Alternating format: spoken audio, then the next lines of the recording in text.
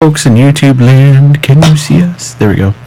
So I owe some of you an apology. There's like 4 or 5 episodes now you've all missed if you're watching on YouTube, and well, you know, our raw feed doesn't work sometimes, so we have audio. Go check it out, GalaxyCast.com. If you've been watching us, now you can go listen to us and just imagine what we look like while we're talking.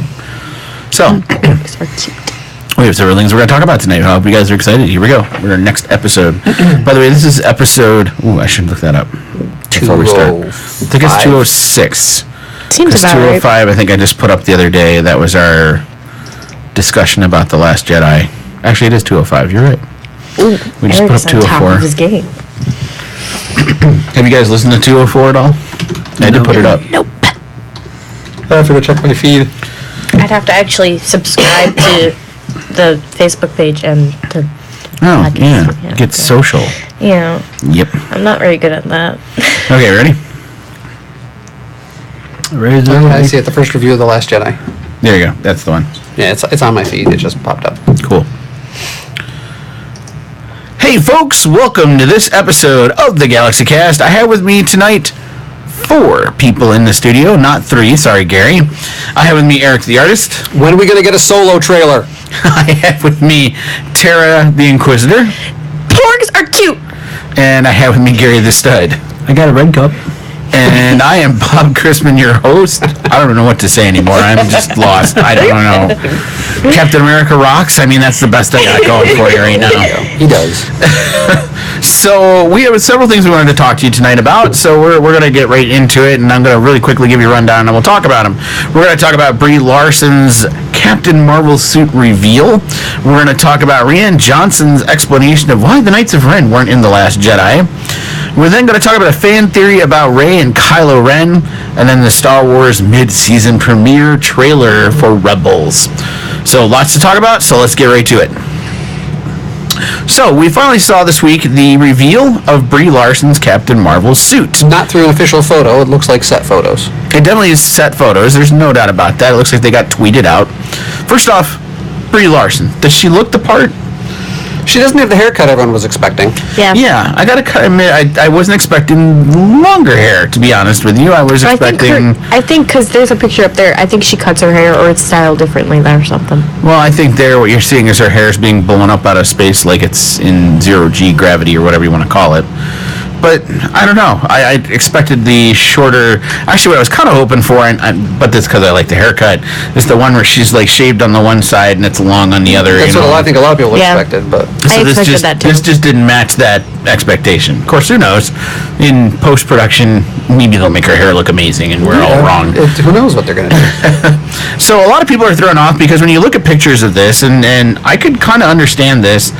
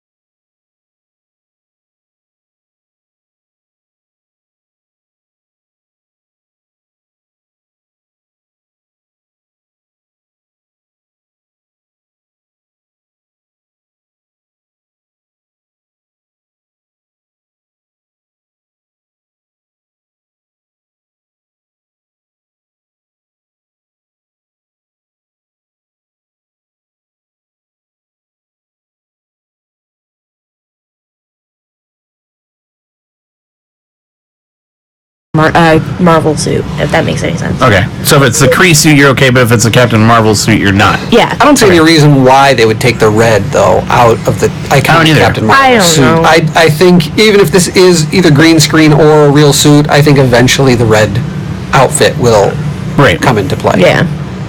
Well, it's just interesting. And it's funny, we always get one set photo and we all start speculating like mad about what's going to really happen and what it really means. And we're just like that, okay? That's who we are. I know, as geeks, we can't help it. But, I think she fits the part. That's the part I'm excited about. Brie Larson, I think, fits the part. I was a little worried about it at first, but I think now... Well, I think one of the other things that's bugging people is you see all the fan art. They've given her a tighter suit. They've given her a superhero suit where she looks muscular. When you look at this suit she's wearing in these shots, it's very loose-fitting. It's like wrinkly in the arms. It doesn't look like a superhero suit. Yeah. So this is why I almost feel like this is more like a soldier suit, like a uniform. Yeah. It doesn't feel like superhero to me. Yeah. And that's the problem I had more with it, was the way it kind of fit and the way it makes her look. She doesn't look... And granted, these are behind the set. She's not posing. She's not acting. She's not in front of the camera. She's not in front of the camera. She's not giving off the power or whatever. So maybe that'll all be there. But in those shots, anyway, it doesn't look like it quite fits her well. I get what you're saying. What do you think, Gary? Do you like Racine? I mean, there are only 2 pictures, but it doesn't bother me any. Yeah. There is another picture. If you go clicking through, you might have to go to Twitter and see. But if you scroll down, there's a. Actually, page 6. Go up right there. The link he's given. Just click on his link. Oh. There's one of her crushing someone's hand and forcing them to their knees. So that's more of an actual either rehearsal or something. Right there. Oh, okay. And she looks a bit more powerful there and stuff. But I don't know. It doesn't. Thomas, It still have doesn't this problem seem. where you can't walk away from It's people, definitely not Marvel. It's not. even when you should. Yeah. Wicked never stop. It doesn't bother me all that much. It's funny because I feel like, maybe I'm wrong here, but I feel like there's a lot of pressure on this movie just because it's a female superhero lead. And it shouldn't be that way. You know what I mean? I get that we're finally getting a superhero lead, but there shouldn't be pressure on the movie. Well, I'm talking about in the Marvel MCU. That's what I'm talking about. I should be clear about that. Yeah. I'm not talking about in general in movies, but I'm just saying, We've had Catwoman movies. Well, yeah. Halle Berry. Come on. Yeah. But this is where okay, so DC's put their movies out there, like Wonder Woman, okay? But Marvel really hasn't yet. I think that's why And there's so I much kind of feel like pressure on there's it. pressure on it because DC did it and really kind of laid the gauntlet down, and so now Marvel, I think, is feeling the pressure that they got to do the same thing. They got to lay a serious gauntlet down. See, I feel like there's pressure with justified reasons, because if they make Captain Marvel wimpy, then yeah, there's justified reasons behind it, because just because she's a woman doesn't mean that she has to be wimpy. And then there's people saying, well, this shouldn't be Captain Marvel because the first Captain Marvel was a guy. Yeah, whatever. And I don't care about that. There's a backstory they can always put in there. Well, and personally, I don't care. Captain Marvel's been male and female, so who cares? So, you can run it either way, and I really won't care. Part of me just says do it right. Yeah. I don't care if you put a female or a male in there. Just do it right. You know what I mean? Do it justice. Do it. One of the issues Correct. for me is that this is clearly, part of the space opera side of Marvel. And out of the space side that we've gotten, it's been mostly the Guardians of the Galaxy stuff and very jokey. Right. Yeah. So now, do they have to kind of maintain that a bit for continuity's sake and have that off-the-wall feel a little, or are they able to go? How do they tie this universe space version of the Marvel universe? And obviously it's taking place on Earth, so they're tying it in with the regular Marvel movies, and then also bringing in... It was the same concern I had with bringing the Guardians of the Galaxy into Avengers. Right. And I think they're going to do okay with it. I think they've cracked that nut. I think the Russo brothers know what they're doing. Yeah. But do they have to what's going to happen with these? I feel like... Is she going to be a powerful, epic... superhero woman, or is it going to be one of their weird movies, or who knows? I see her as a future bridge between Asgard and the Avengers. Do you know what I'm saying? Asgard being the cosmic Asgard now, because that's what they're moving towards. Right. And Captain Marvel could be the bridge between... Well, we'll see how much of Avengers on Earth and Asgard is left after the opening of Avengers 4. This is true. I mean, this is... Or 3. Avengers 3. 3, yeah. We have no idea, but it could be, potentially, in the future, she is the bridge between the two. Maybe. You were going to say something? But I see it as...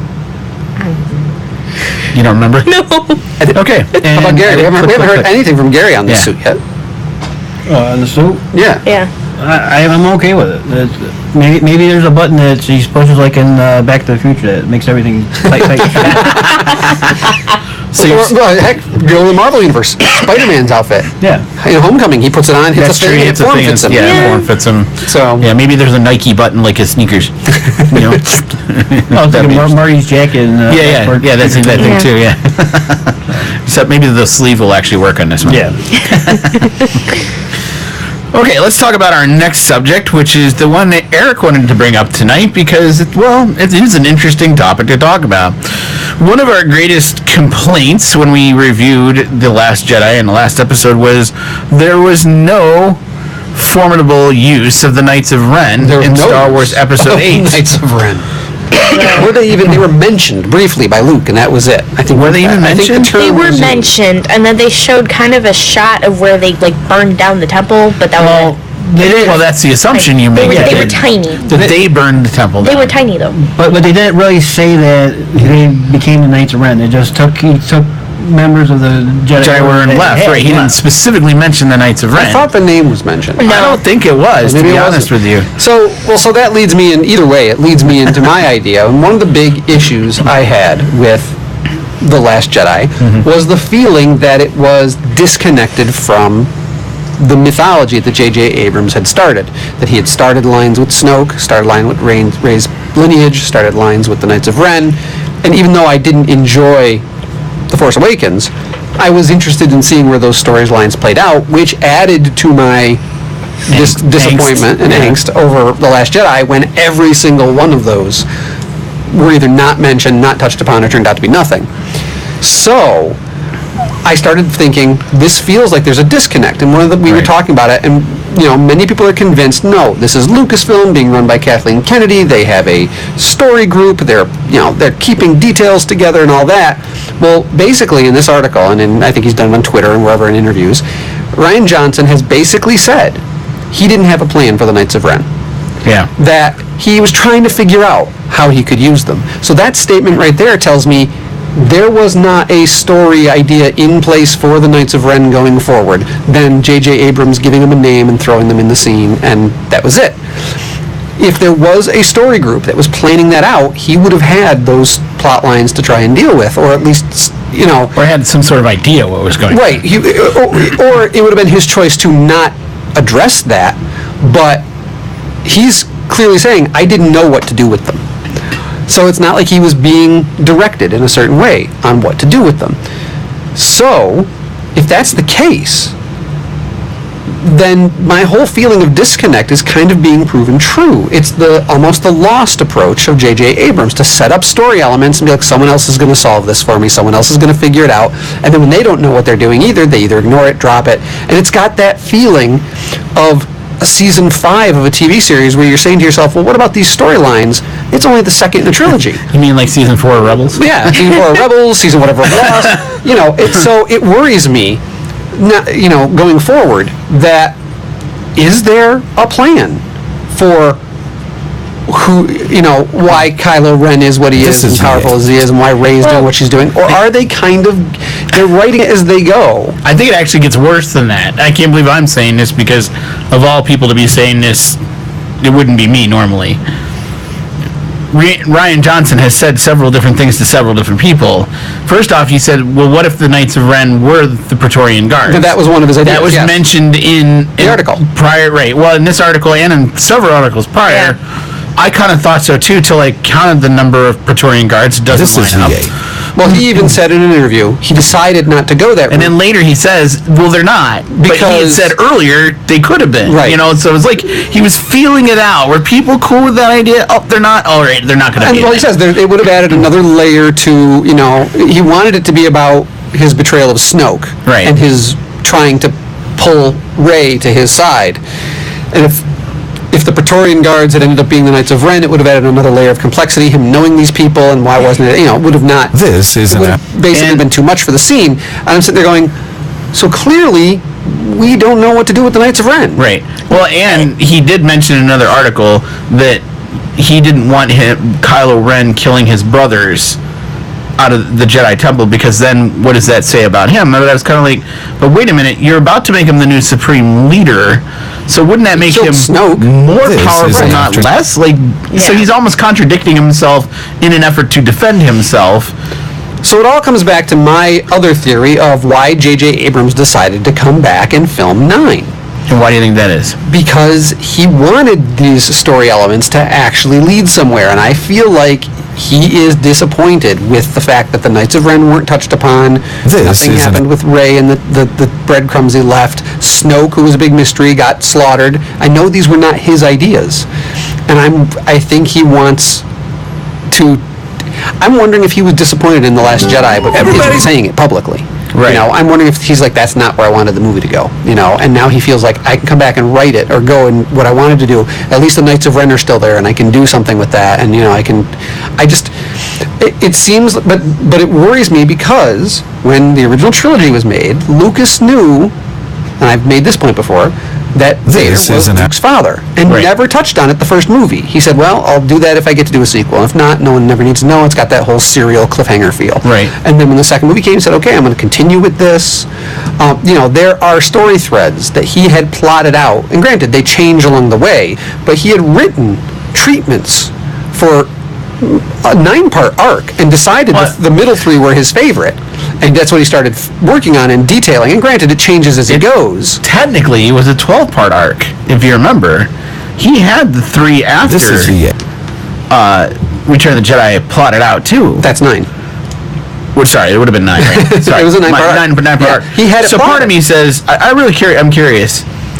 How far off the beaten path have we gone from the George Lucas 9-part story arc? I'm sure we're not like near it. Way off in right field. And that's somewhere what I really would like to have seen it. You know, I'd like to have seen what that was. Well, if the Zahn books are supposed to be a reflection of what it was leading towards, oh my gosh! I mean, that would have been all over that. I don't think it was, because I told you I wrote to Timothy Zahn when I was a kid. No, I wrote to him because I really liked the books, and I actually wanted to know. I said, I don't know if we're ever going to get another Star Wars movie in my lifetime. Little did I know there'd be prequels and sequels and TV shows.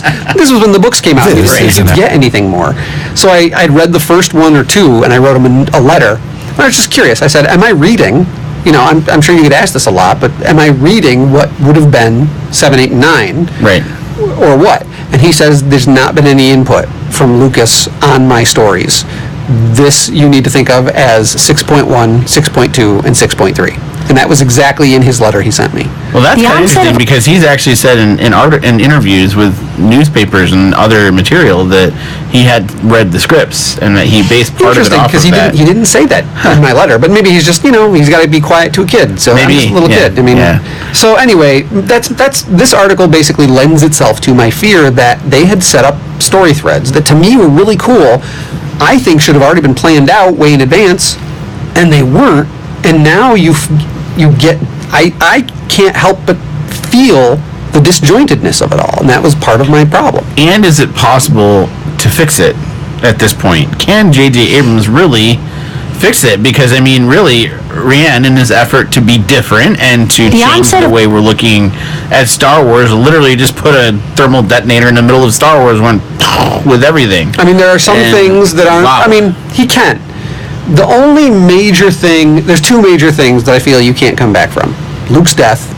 Spoiler alerts for those who haven't seen Star Wars Last Jedi yet. It's kind of hard. It's the 2 main deaths. Snoke's death and Luke's death are kind of hard to come back from. Luke's death, it's not the Luke I wanted to see, but I can deal with that, whatever. Snoke's death bothers me more because I feel like that character had a story and had something to do with the plot. And I don't know if there's any way to recover from that, because I don't believe he was a forced projection. I think he's dead. I think they killed him off. Well, I think the only way is Gary's way, which I wish you were here the second he had to leave for a minute. Gary's way is that it's Plagueis, and Plagueis has figured out how to go basically out of body, how to have an out-of-body experience through the Force and move from body to body to body. Then you can have Plagueis moving. And Snoke was Plagueis, and Palpatine was Plagueis, and whoever else is the next Plagueis is Plagueis. Right. It's always the same villain. Right. It's just he's moving from body to body. But that that's the only way to explain that. It'd be an interesting reveal in 9, and you know, but it turns out that if Kylo suddenly is Well, he's being groomed to be the next Well, body. he's suddenly been possessed by the Plagueis. See, the thing is, he ghost. still was acting like Kylo at the end of Last Jedi. He was still petulant. He was still emotional. But like I said, it could be something that slowly takes over. Maybe. It doesn't take over right away, you know. We were postulating, Gary, the idea that you really can't come back from these two deaths of Luke and Snoke. And these are major deaths that somehow, you know, is there any way that J.J. Abrams can fix these problems going into Episode 9? Because, I mean, obviously Knights of Ren is one thing he's going to have to fix, but you can't And fix... He can fix the Knights of Ren because they weren't touched on. He can, right. So that story is still to be told. But he can't fix Luke, he can't fix Snoke. That's a done deal, pretty much. And I said, well, you could potentially fix Snoke if they handle it the way you've been talking about, where the Plagueis ghost is going from body to body, potentially. Yeah, it could be.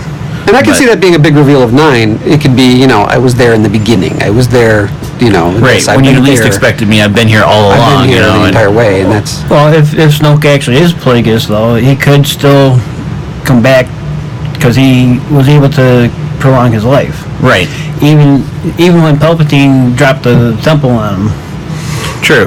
right, he came back. Right. Okay, so I'm saying, what if he even just possessed Kylo Ren's body? Like, Kylo is the embodiment now of Plagueis, you know? I never really liked that part.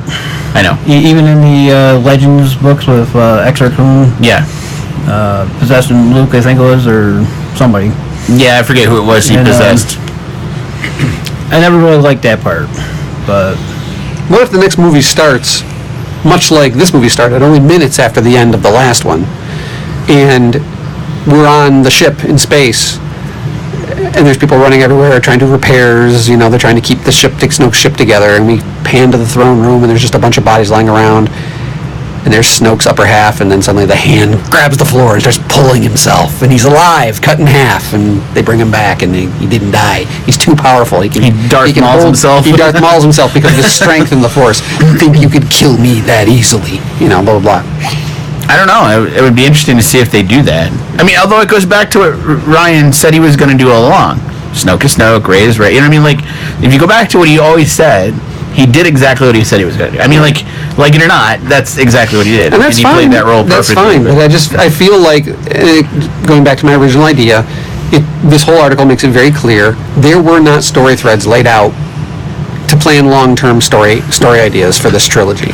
There were ideas that were initiated in the first one, and I don't even with Rey, I don't know if they know where they're going. And you know what's really stupid is, here's Disney, right? The long arm of Lucasfilm at this point, to Disney, who ran Avengers, have probably had the most comprehensive story arc telling of all time in movie history. I mean, really. Who else could have that kind of story through line other than Lord of the Rings at this point? I don't see it. And yet you've got Star Wars, which could have this amazing story arc through line. And you're right, Eric, it just feels like they disjointed. It feels and like the messed up first 7 were going somewhere. Even The Force Awakens, granted, it was to me a repeat of 4, but it still was moving somewhere. It felt like it was in the Star Wars universe enough, and it was going somewhere, and it left those story threads that were interesting. And then you get to 8, and you get this guy going, no, I want to go. It's got to change. We need a right angle turn. Right. Well, do that after 9. Do that with your own trilogy. It's like, Right. why are you interrupting the 9-part story arc? Does that make you worried about the trilogy that Right now, I have Johnson no got? interest in that trilogy because it's just an amorphous. Hey, we're gonna make more movies. That's Yeah. all I know. So I Right. can't have any excitement right now for that. What it really is changing writers, changing director, and changing the producers from the different movies. Exactly, but they even did that on the first movie.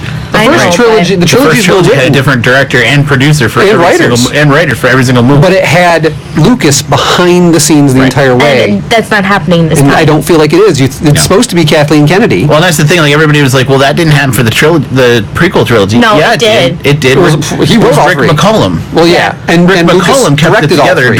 Yeah. Lucas did director. But I'm telling you right now, the brainchild behind the prequels was Rick McCollum. Yeah. He's the one that kept it together. There's no brainchild behind this one. No, No. I don't feel like there There's is. no one person in charge. That's why when they brought Kirshner in, I thought when they brought Kirsch in, I was kind of like, oh, is he our next brainchild? That'd be amazing. But then they only kept him on for one film. Like, I really wished. Could you imagine if Kirshner had worked with Rian Johnson? I don't think he would have. I think he would have been upset Well, with him. I think he would have cleaned it up. I don't think he would have let it go to the direction that Rian went. I really don't. I think he would have, could have reeled in some of this. Not all of it, but I think he would have reeled some of it in. And I want to put it out there. I'm not one of those people complaining on the internet, writing a petition to get this removed from canon or whatever. It is what it is, and if people enjoyed it, I'm glad they enjoyed it. I just had my story issues with it that no one has been able to satisfy to my taste with any explanation I've heard yet. So right now, I'm just worried about what does that mean for 9. You know why I can't get removed from canon? Porgs. Yeah. Oh boy. Porgs didn't bother me. I didn't mind the porgs. Okay, let's move on to our next thing we want to talk about, which is some fan theories about Star Wars The Last Jedi. And there's Episode 9, and there's all sorts of fan theories out there. So we're going to cover this one. This is number 12 in the set. I'll put show links on it for you guys. It's from ranker.com. And that is... We came up very, very scientifically chose a random number, and this is what we came up with. So number 12 is the one we're going to start off with. So number 12 says that Rey is going to kill Kylo in Episode 9. What do you guys think of this fan prediction? Do you think this is a really cool idea, or is it not? Is this a really bad idea to have Rey kill Kylo when it's all said and done? It's a cool idea. They won't do it. Why don't you think Disney will do that? Because they're Disney. They don't care whether they kill anyone ever. They killed Bambi. Yeah, they killed Bambi. That was it. They killed Mustafa. Bambi's mom. Sorry. Yeah. And didn't Dumbo's mother die in front of him or something like that? No. They killed Mustafa. They killed Mustafa, yeah. But everyone cheered at that Mufasa, one. there it is. Mufasa. They killed a lot of the villains. Yeah. This is true. And Kylo's a villain. But still, they won't do it. Everyone loves Kylo. They're not going to kill Kylo. Kylo has an enormous fan base, I'll give you that. Yeah. They kill Kylo and everyone hates him. So did Boba Fett. And they threw him in a Sarlacc pit. So, you know what I mean? Like, part of me says... I just don't think they will. Boba Fett never really had a redemption arc that they're trying to give Kylo. Yeah, but they also killed Darth Vader, and nobody ever expected that to happen. I mean, they killed him, but he died heroically. True. Mm-hmm. But it wasn't Luke slaughtering him. It's true. Which is what this theory is saying, is that Rey is going to kill him because he's evil, not he's going to go out heroically because he redeems himself. Yeah. But there's a valid point brought up in the article, and that is... We heard that story that in order for when darkness rises, light rises to meet it. Right. And so in order for there to be balance, there's always got to be some sort of force user that's going to match whatever dark user you throw at it. So Rey does seem to be the antithesis of Kylo Ren. So the real question is, they won't do it. Can she hold her own? You know what I mean?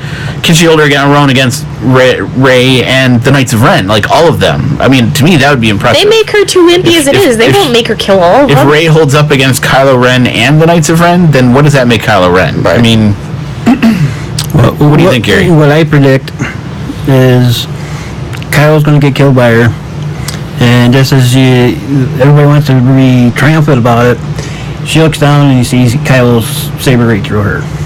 That's better. That's a better idea. Double death? Yep. Yeah, double death. The end of all Force users? Yep. Yep. That would be interesting, actually. And it actually... Well, it's not the end of all Force users because we've seen that would Child. Well, I was just about to say that would clear the path for the young boy to come forward and be Although the there next. would be no one to train him. What if that's the middle part of the next movie? What? And that the double death happens in the middle as opposed to the end or the beginning, do you get what I'm saying? Right. And then the rest of the movie is about the boy coming I have problems with that because, again, why are you're not following good storytelling. You're breaking things. You're doing things to be different, and it works in independent films sometimes, but in the case of this space opera storytelling, you have these arcs that need to kind of come to fruition, and doing it in the middle of a last movie and then suddenly telling a second half as a different story is going to be too jolting. I just don't see it working. It was a thought process. No, I get it. I just for what Star Wars is, but then again, they already took this one weird place. I was going to say, Ryan already took this one in an odd direction. Next thing you know, Jar Jar will be back. Yeah, he's still alive. Yep, yeah. He's living on Naboo. So, interesting. We'd love to hear what you think about that. So, GalaxyCast@gmail.com. Let us know what you think. Okay, our last topic for the night tonight, which is the release of the Star Wars Rebels mid-season premiere trailer. And, I used to get excited about these. I got to be honest with you. I used to get really excited about seeing these.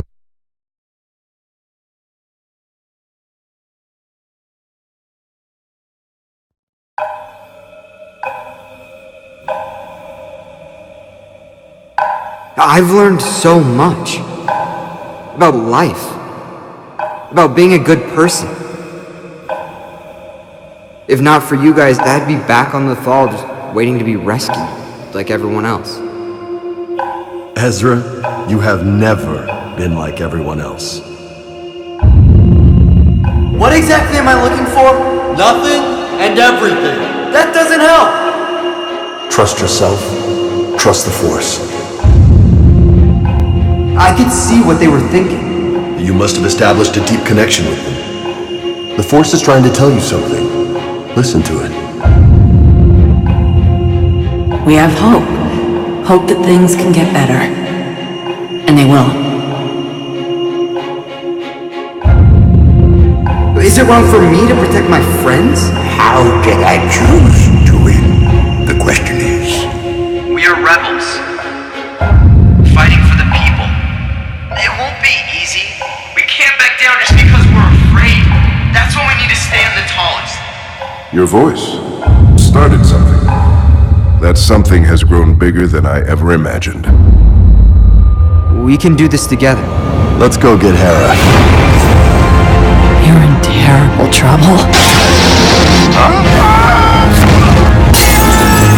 Hey, I've seen you before. I have to tell you something. I hate your hair. Let's go, rebels. Full-scale bombardment of the city.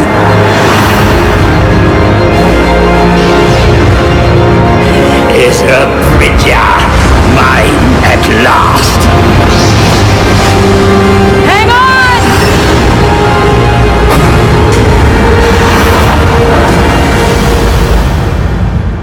I know what we have to do now.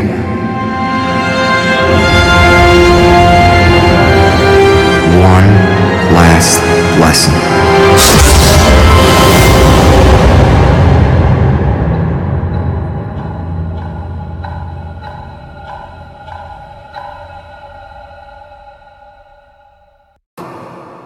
About being a good person.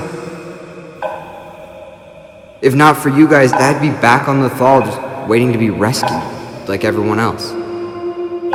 Ezra, you have never been like everyone else.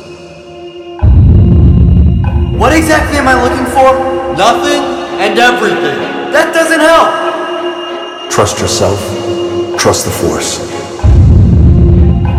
I could see what they were thinking. You must have established a deep connection with them. The Force is trying to tell you something. Listen to it. We have hope. Hope that things can get better. And they will. Is it wrong for me to protect my friends? How did I choose to win? The question is... We are rebels. Fighting for the people. It won't be easy. We can't back down just because we're afraid. That's when we need to stand the tallest. Your voice started something. That something has grown bigger than I ever imagined. We can do this together. Let's go get Hera. You're in terrible trouble. Hey, I've seen you before. I have to tell you something. I hate your hair. Let's go, rebels. Full-scale bombardment of the city.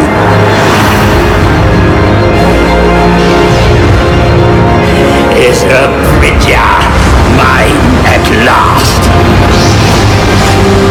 Hang on!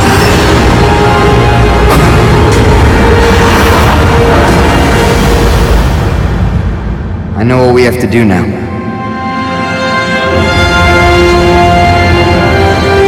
One last lesson.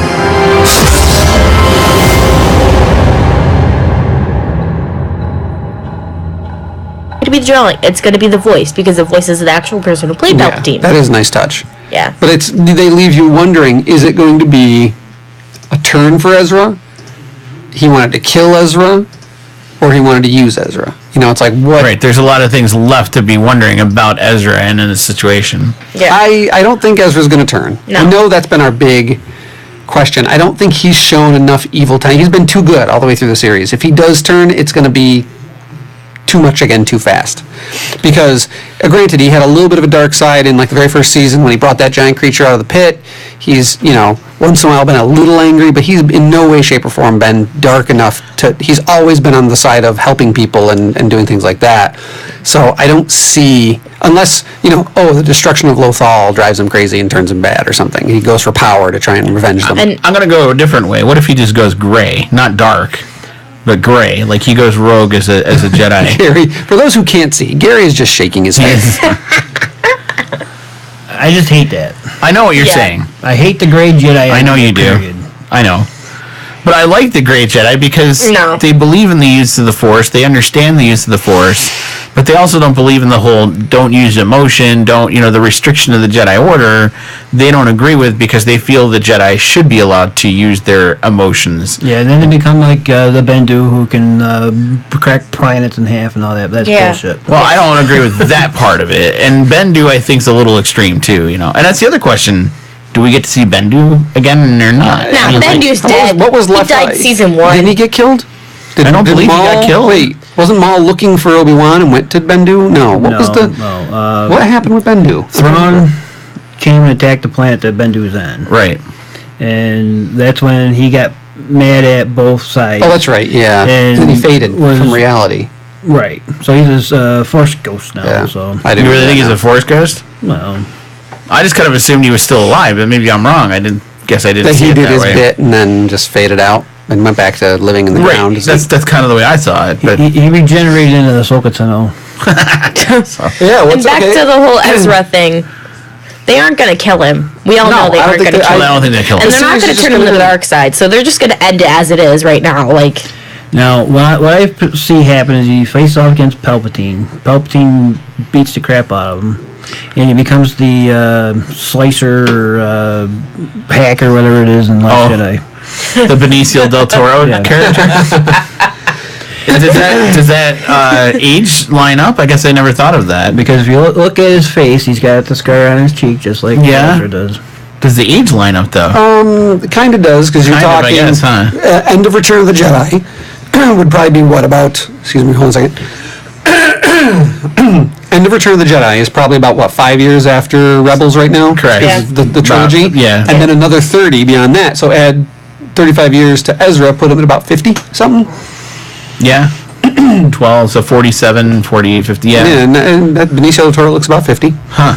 So it could add up. Huh, Gary. But then how do you explain the What stutter? the heck, Filoni? Why didn't you tell us? I gotta see the picture with the scar. I didn't notice that. But how do you explain the It's got stutter? like a smudge on his cheek. Benicio del Toro does there. And Interesting. How do you explain the stutter? it could How do you be explain what? The stutter. He has a stutter. because he got his brain scrambled by Palpatine's. Or he just grew older and got nervous and grabbed a speech impediment. People change over time. That's not okay. Oh, people change over time. Maybe he had a stroke. Yeah, there's that. All right, so those are our thoughts on all those topics. We'd love to hear from you. That's Brie Larson. Well, actually, we didn't even touch on the last thing with the trailer. And you mentioned it, is Ahsoka coming back? Are we going to see her get wrapped up in these final episodes? I don't think so. I don't think we are. So we're never going to know what happened to her. Did she die or not? She's just. I think she's in the temple. She's That's in the it. temple. She's a phantom. She's just hanging out down in the temple. Yeah, I think she's overseeing the temple. That's The Sith temple. yeah. Yep. I think that's going to be the end story of her. Well, you never know about the other brother either, the other Inquisitor. Yeah, they the didn't other all die. Inquisitors. So maybe there's a new brother and sister. Yeah. Da-da-da. I don't know. Who knows? And remember, she was brought back to life by the daughter, so who knows what that all means. Well, if it all ends this way with these unresolved issues, it's going to tie right in with Last Jedi and the whole lack of storytelling continuity. So I'm fine with that because that's just the way they're going now. We're being continuity without continuity. Yeah. I love it. Okay, so those are our thoughts on Brie Larson as Captain Marvel. Those are our thoughts on... I just closed the windows out. Kill me. The Knights of Ren. Thank you, the Knights of Ren. Our thoughts on our fan theory. Do you think that Rey will kill Kylo Ren? Our thoughts on... Rebels, Star Wars Rebels. Rebels trailer. We'd love to hear from okay? you. I'm getting old. Have you had a stroke? I might have. So, all right, folks, we'll be back in just a little bit to talk about the next episode of Star Wars Rebels. And with that, we're going to take a commercial break. Again, if you want to contact us, email us at galaxycast@gmail.com or find us on Twitter, find us on Facebook, find us on YouTube, and let us know what you think. So we'll be back in just a little bit. And may the porgs live ever on. You and your gosh darn porgs. Okay, Videoland, we'll be back a little bit. We'll go roast some porgs. We'll be right back. Hey! Okay, Videoland, we're back. We just watched Rebels. You should feel sorry for us. Yeah, we really should. I'm trying to turn the light on. There we go. Should we have the tagline of the show be, we watch Star Wars Rebels so you don't have to? We might have to start changing it to that. Okay. Yeah, you should feel sorry for us, because I was going to go to Tash Station pick up the power critters. That's Gary's favorite commercial from Disney XD. That commercial, like that saying always reminds me of that one short that we had with the robot and going to get the food. Yeah. All right, ready? Hey folks, welcome back to this episode of the GalaxyCast as we talk about Season 4, Episode 7 of Star Wars Rebels, titled Kindred. So, long story short... Short. It was a short episode. Long story short... Mystical stuff. Yeah, I don't know how else to describe this. Like, there's two story through lines here. First off, the first story through line is we got to get this thing back to the Rebels because that'll help them defeat TIE Defenders. Right, the giant black box. Black box that's bigger than the entire table we're sitting at. And then the other MacGuffin is we have mystical things we need to find out, but you're not going to really find them out, so it's okay. Just feel mystical. Wolves know things, but they're not going to tell you. They're not going to tell you what they know. And then they disappear for the rules. Yes. So... all right, so there's lots going on in this episode. That's the really weird thing is there is a lot to discuss about it, but at the same time, I don't know what to think about half of it. So the Rebels have decided they need to go back and get the black box because they got to get it back to the Rebels themselves. Yeah. And they've hidden it. In a rocky outcropping while they tried to escape. Meanwhile, Thrawn knows full well as a tactician that they're going to go back and they're going to try to get it. So he hires an assassin to go after them. You didn't hire him. You just sent. He just sent an assassin. Yeah, I should have said that. His operative is what he calls it. Right, and his name is Rock, right? Rook, right.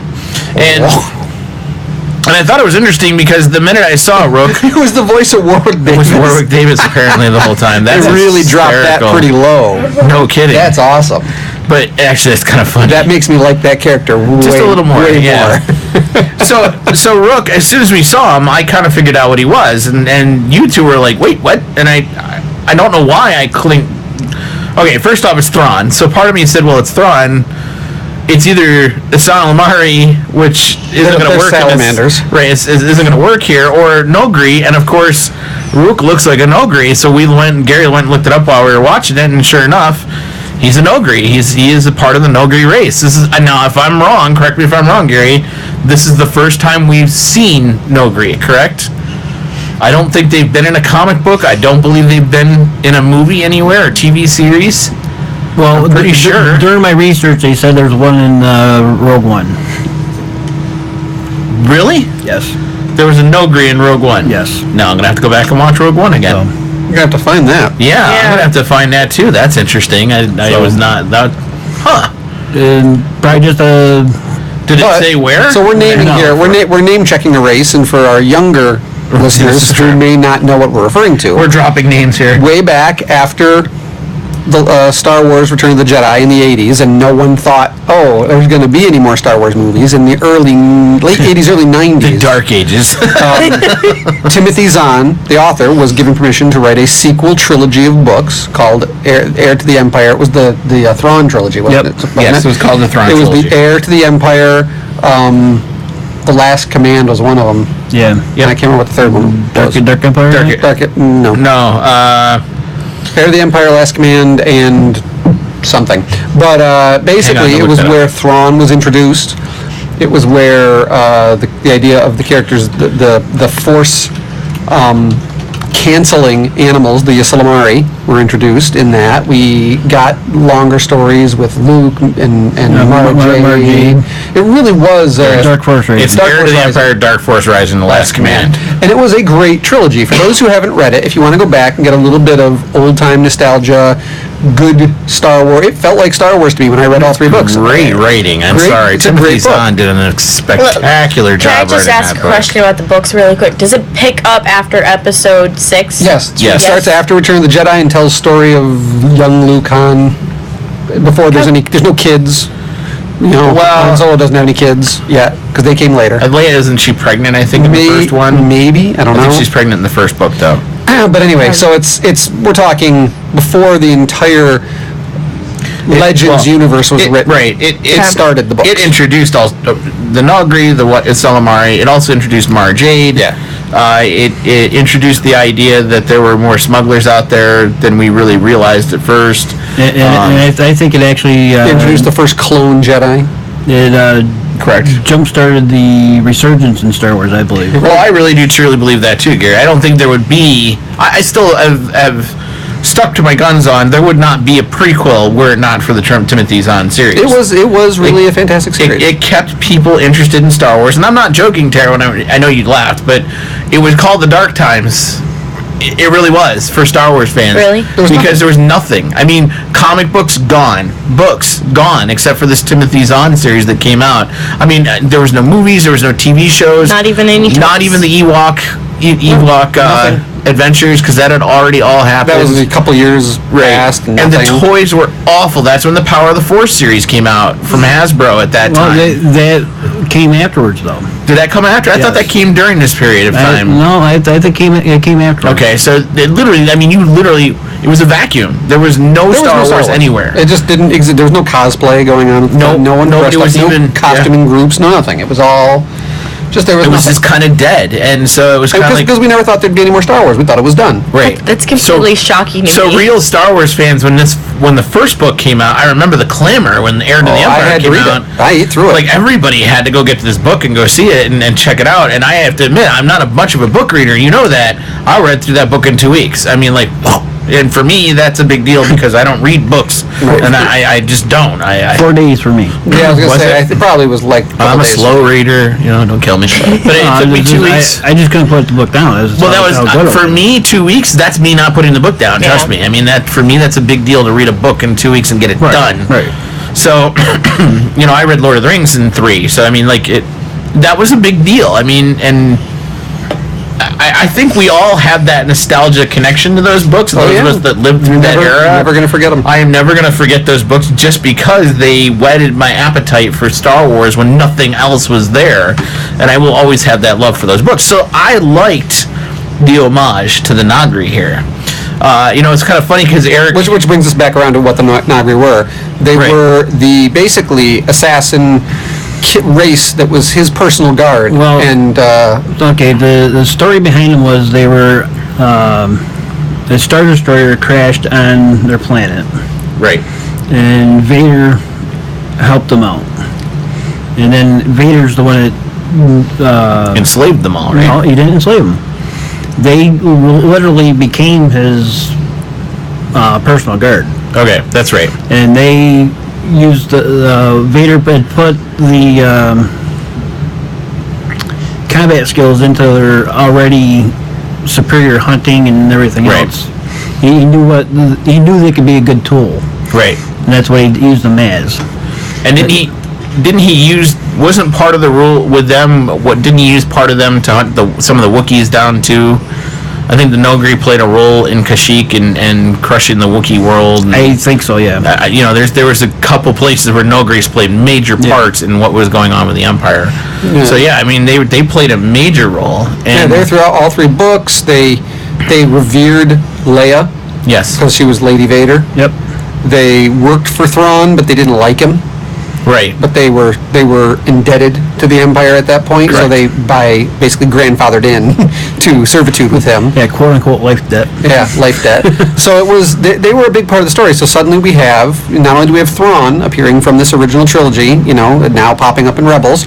Now we've got the Nagri. The Nagri, which was kind of a nice homage. Right. Well, Thrawn had sent him to assassinate Leia. Yes. And when they found Leia, they could smell the bloodline from Vader. which is why she was called Lady Vader. And that's when they turn on Thrawn. the Empire. I remember there was a great tense scene where Thrawn comes down to their planet and they hide her. Yep. And he's in the Right. same room with her, and she's like in some kind of sarcophagus or some sort of thing along the wall, some decorative thing, and she's hiding in there. And it was a great tense scene where Thrawn talks to them and stuff about, they'll never betray him, and you are in, you got to be controlled, and you wonder, are they going to turn her over? And they don't. He leaves, and he never knew she was there. Right. Right in the room. I remember that scene, yeah. It was intense, too. And Leia heard the whole conversation was right there. Like, she was in the room, even though she wasn't visible. Yeah, big deal. And I love the fact that we have Rook, which if I remember in the books, there was Rar and Roar. One was like ROWRRH, and the other one was RAWRRH. All I remember is they had really weird names. It was really hard to pronounce, and I would just kind of like... Didn't they have some kind of big retractable claw? Yeah. I remember that. In their left palm, they're supposed to be able to retract a claw and bring it out and come back. So yeah, I'm hoping maybe it looks like, according to the mid-season trailer, we're going to see more. He'll of be him. in this for a little bit. So I want to. He's the one who fights Kanan with that. With that double-sided battle thing. blade kind of thing, and maybe we'll see the claw. That'd be really cool if we could see that actually being used. So that part of the episode intrigued me, and it definitely he had a unique voice. It was kind of interesting now that we know that it's Warwick Davis, high-pitched Warwick Davis, toned down. Deep. I mean, they must have brought him down about 4 octaves, but he was an interesting character. I thought his character was played well, and the idea that he smelled the Jedi, he could smell the Force, how to get to them. He smelled Zeb is how he tracked him out. Is that how he's doing it? Yeah. Okay, so he smelled something. I know that much. Because whatever race Zeb is what he said. I saw the whatever. Oh, okay. Yeah. So, it was interesting that he was able to, kind of track them that way. And he looked menacing, even though we didn't see much of, his fighting ability, but it was enough to get me go, whoa, okay, this guy's serious. Well, because he flew the, trooper bike up in the air, which is not supposed to go over, a couple feet. Right. And it was, almost like he was willing to do anything to get to the Jedi. Yeah. Yeah, oh yeah, and he was definitely, on their track. Yeah. Now, on the flip side of that, we have Ezra fighting him off with Zeb running off with the black box. Excuse me. And he didn't seem to... I don't know. That whole... Again, we talk about blocking all the time. That whole fight sequence, blocking-wise, was just not well put together. The fact that the mountains were blown up just enough to keep him from following them. And he seemed to give up really easy. Well, once they shot his bike and he couldn't keep up speed. He couldn't keep up speed. He just gave up easy. I don't know. Part of me said a tracker would still continue to track. Well, he did. He tracked back to their camp. Yeah, I guess that's true, but I don't know. It just seemed to end awkwardly. It didn't seem to play out well. The whole Ezra giving him a little nice try or whatever he said just seemed a little childish taunt. Almost a little like nanny pinky. Kind of ended the scene on a weird note. It did. And so they go off into the camp, and of course, immediately Rook, or whatever his name is able to track them down, and he lets the Imperials know. And of course, the Imperials immediately pounds on the situation. They show up with tanks and speeder bikes and everything else. Hold on, before we continue, let's take a moment and realize that Hera and Kanan finally kissed. Well, I was just getting there. I was just about to say, just before Hera takes off, because she has to leave. They decide to stay. I can't remember, why did they decide to stay? They were going to fight and hold off the Empire till she could get out of. I don't know why. I still to this point was like, fly away. Right? Like, why didn't everybody fly in and get away? I don't understand that part either. If there was a rationale, I didn't get it either. I don't think there was one given. They just were going to hold the Empire off till they could get away. We wouldn't have seen the wolves. Yeah. Yeah, that's the only rationale. The wolves would not have existed. It was written by Filoni, so. Was it? Yes. That explains everything. So, Hera takes off into space, and she immediately is caught up with TIE fighters and a Star Destroyer and all sorts of bases, and I mean, it's obvious that at this point, they've built up quite a planetary defense system around Lothal. And meanwhile, on the planet, they're pinned down by 2 tanks and 2 speeder bikes and whatever else they got, firing at them. Yep. And I thought it was funny. They're like, well, we got a transport. Boom. Oh, well, what can we do with the speeder bike? What have we got left with? And, of course, miraculously out of nowhere comes the savior of the day, the Wolves. And, of course, Ezra sees the Loth Wolves and says, we got to follow them. They've helped me before. We have to follow them. So they follow the Loth Wolves on what is, like, I guess the weirdest, drugged-out, trippiest... They were on LSD. ...trip of their lives, right? They go give everyone... Yes, they go into a cave. It wasn't LSD. It was Death Stick. The wolves wait for Kanan, because apparently he's important. They lead him into the caves. In the caves, they see drawings where they've had other people that have followed the wolves before, and there's a story behind it. They take the wolf's tail, they walk through a trippy tunnel of light, they all pass out, they're walking on space. At one point you see the wolf's feet and he's like touching on space. They look like chicken legs. They look like chicken legs. They wake up in a field for a second. They're in a field, and there's a Loth cat. And then they wake up again and they're not in a field, they're in a cave. And they come out of the cave and they've been transported to the other side of the planet. So they've walked through some kind of weird mystical teleport. And then Sabine holds up a pamphlet. Right? We're Australia now, mate. According to this, we're in the Southern Hemisphere. She says, that's not a knife. Come on, that's a knife. That's a dock sail.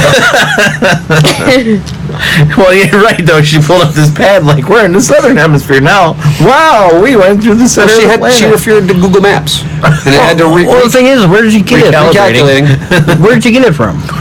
It looks like a piece of paper. Yeah, I think it was supposed to be a little computer screen. Yeah, it's supposed to be like a tablet. That's the tablet of Star Wars. She brought out her iPad Pro. Yeah. Where did she have it, though? I don't know.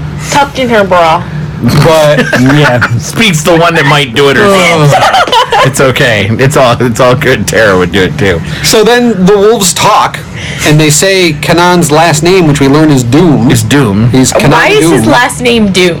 It's not D-O-O-M. It's D-U-M-E. Oh, D-U-U-M? And he's a doctor, so he's officially Dr. Doom. Yep. I was going to say, damn it, you beat me to it. Well, after all, they did go through the time portal from Doctor Who. Yes, they did. Yep. So they go back. Ezra goes back in. Kanan's communing with the wolves. They mention his last name. He says, "Oh, there must be a message here for us. I don't know what it is yet." A wolf fades out, and they say, "It's all coming together." What's coming together? How do you know stuff's coming together? You just left us with nothing. You're just telling us. And that's pretty much the end of the episode too. That's the sad part. Like, but they did say that there's something going on here on this planet other than the TIE Defenders. Yeah, it's more sinister. You know what's good it is? They're still high from that LSD trip. So they don't really know what they're doing. Death sticks. Gary said it's death sticks. Sorry, death sticks. Now, Gary, you said in the Thrawn book they reveal that they're here for a reason. What are they here for? You've said it before, and I keep forgetting what it is. They're mining Durasteel, basically. Durasteel is on Lothal. Right. Okay. So that's what they're really after. Right. And they're getting as much Durasteel as they can to build the Death Star. Okay. All right. And you find that out in the Thrawn book. Well, maybe that's going to be the ending of the show, is the revelation that the Death Star's main, material is coming out of Lothal, and they. So hold on, let me get my timeline straight. Have we seen the Death Star yet? No. Hold on. So bear with me here. I can hear the mics working. Can you? Bear with me. So we haven't actually physically seen the Death Star. If we go by the Rogue One timeline and all that, right? We haven't actually seen the physical Death Star. No. What if it's inside Lothal? No. How awesome would that be, though? That they destroy Lothal, breaks apart to release the Death Star. They've been mining it underneath. They've been mining it inside and building the Death Star inside this planet. And they destroy the planet to release the Death Star and kill everybody. I mean, that would be kind of a cool thing. Be awesome. Yeah. But of course they're not going to do that. That'd be cool. Yeah. They kind of did say they destroyed 2 planets in the episode 4. So. Yeah. And we saw the first planet. We never saw the second planet. We don't know what other planet it destroyed. Yeah. Well, this is true. Or Jedda's been wiped. Jedda's pretty much wiped out. Okay. And can't think of the other one now. The one where they had got the Death Star plans. Crate. No. Oh, Scarif. Scarif. Yep. Scarif. Oh, I get what you're saying. So Jeddah, because they destroyed it. They just destroyed one little city. One little city. Which the fallout from that getting blown probably apart, destroyed the rest of the planet. And then the other one would be Scarif, where they actually tried to blow up the whole planet for the Death Star plans itself. No, they just blew up that base that they had. I get what you're saying. And again, which would... But maybe those don't count as a planet. Yeah. Do you know what I'm saying? And maybe Lothal is the first test planet. Yeah. That could be the other thing too. And he's read books, so he knows. Dang you and your book reading. Stop reading But anyway, books. And that's it the would episode. be cool. We did pass over the coolest part of the entire episode, and that's another use of jumping to light speed. We did talk destroy about stuff. Yeah. Hera does eventually get to the rebels. She gets caught where she kind of trapped between herself and I don't know what those are. They're really the center of. They look like the center parts of the old Trade Federation ship. Right. That's what I was about to say. They look like the balls from the Trade Federation ship. I can't believe I'm saying that. It's Cloud City. Well, and yeah, okay. So then she decides that there's a hole in the middle, and there's a fly-through dock. Right? So she jumps through the fly-through dock and destroys everything in it. I mean, just rips everything right out of the dock, which was really cool. Of course, the dock's off pretty good. Right. There's nothing on the docks anymore. But it seems like ever since Last Jedi, now we're going to start using jumping to light speed as a weapon now. More and more. Yeah, that's a thing. You know, we didn't discover it before Return of the Jedi, but we've discovered it now. We've jumped to light speed and killed one of the creatures in The Force Awakens. That's the part I never understood. We can jump to light speed and stop within the atmosphere of a planet at the end of Force Awakens to avoid the shield because we come in at higher than light speed. That's all the these thing things I never are happening understood now. in Return of the Jedi. If they wanted to destroy the shield generator, why didn't they just take a big old ship and ram it right into the shield generator? Because they had ray shields in it. It did not. Give me a break. You had to go in really slow and throw the ball underneath the shield. Yeah. So somebody could say, "You rebel scum." That's right. Yeah. So anyway, this whole episode, was it necessary? I guess that's my question first to all of you. Mystical crap.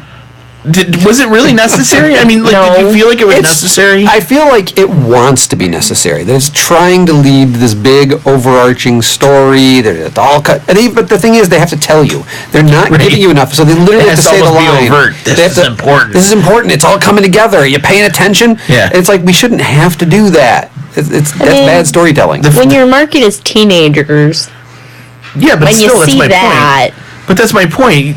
Teenagers are smart enough. You do not need to be like, this is the point. It's coming together here, right? Here, people, here. Now, it would be better if one of the characters just broke off from everybody, just looked right at the screen, come looking on the screen, and then breaking the fourth wall.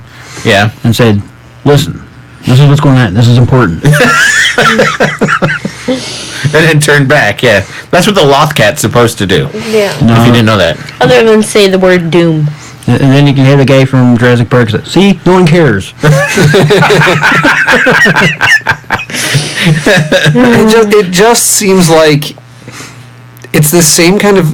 Do they even know where this is going? That's the feeling you get. We're probably never going to get answers. They're not giving you realizations. The good stories that do twists also give you reveals as they go. They may have something that's like hinting at a mystery, but then they reveal a previous mystery. They give you answers, and the show seems to be like, we don't want to give you an answer till the last episode, and I'm wondering if we'll even get the answer then. It just feels like, well, you're supposed to kind of understand that it's all mystical and the connection with the Force, and you don't get it. You're not a Jedi. Well, that's why I kind of got upset, because I'm like, Ezra says at the end, it's coming together, and I wanted to scream, what's coming together? Like, I don't get it. Like, did we miss something here? Like, I wanted to rewind and be like, we didn't take LSD. And I thought it was crazy until we started recording right now, and I'm realizing, okay, I'm not crazy. We didn't miss something. No, there's nothing coming together. So they have to tell you. That line was made just so that the next couple episodes we might actually bring something together. Yeah. I don't get it. I don't understand it. Well, maybe 4 guys with floppy hair will show up and start singing and come together. Come together, right? Yeah. Maybe they all just wear diapers at the end, like the one guy. A floppy head. Yeah. All right, so here's the danger. We got to rate this episode, right? Like we always do. 0 being a don't bother, 10 being a must see. Anybody want to volunteer to go first? 1. Tara, I guess, is going first. Why do you give it a 1, Tara? Because, I mean, like, other than the kind of cute little fell cat, it's not worth it. Okay. Wow. The Loth Cat got the 1 point. Because there's no porgs. No porgs, yeah. Hey. Gary, what would you give this one? There actually were porgs in this episode. They were just in the stomachs of the wolves. No, You didn't see it's not fair. It's not nice. Okay. If that's the case, I'll give it a 10.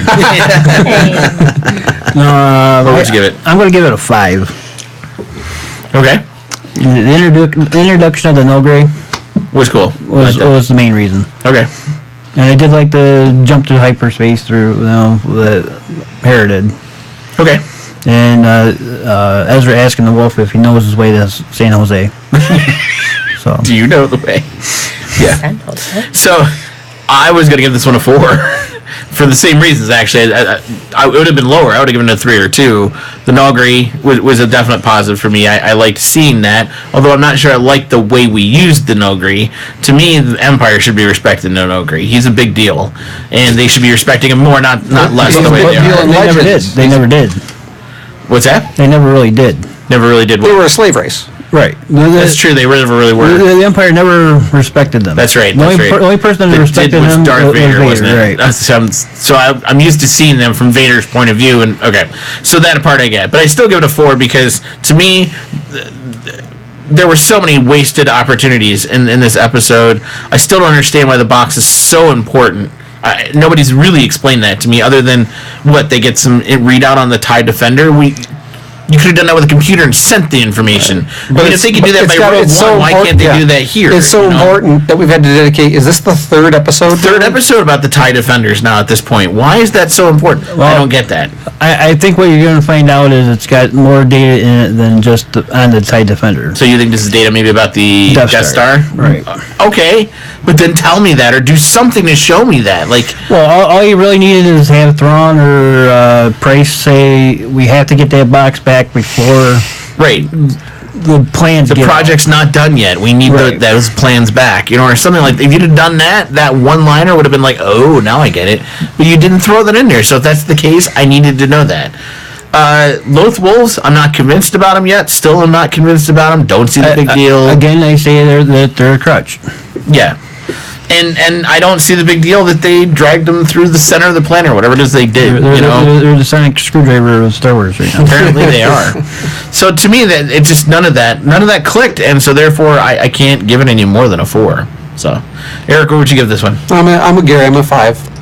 I'm the low one for that. No, you're not. Well, Terror technically. So, same reasons everyone gave it. The Nogri was cool. The tie-in with Thrawn. I gotta admit, some of the most fun I had tonight was us reminiscing about the Thrawn trilogy rather than the episode. Rather than the episode itself, yeah. So it's again playing on those things. It means a lot more to some people, to viewers not familiar with those books or that history. Did they care who this guy was, or were they just like, eh? Probably not. I didn't care. The wolves just, it's this whole teasing of an idea that you don't understand. It's a symbol for something that they don't seem to have the ability to write into words or scenes, so they're just doing symbols. Well, the wolf is a symbol of the connectional mystic energy of the Force that Ezra is connected to, and that is destiny and brings things together, and that's good. There we go. Yeah, they're wolves. What are you talking about? I don't hello. So it doesn't seem to it doesn't have the weight this should have, because they're not giving us anything. Will it? It might. Maybe in these final 7 or so 8 episodes we gotta watch, stuff will come together. Great if it does, but I'm not holding my hopes up. So this episode, and it's 8 episodes. It's gonna be rushed. Yeah, they gotta bring it's gonna be very rushed, because it's like, and they've spent how many episodes have we spent? We need supplies. Right. We need a ship. We need a power this thing source. back to the rebels. We needed this.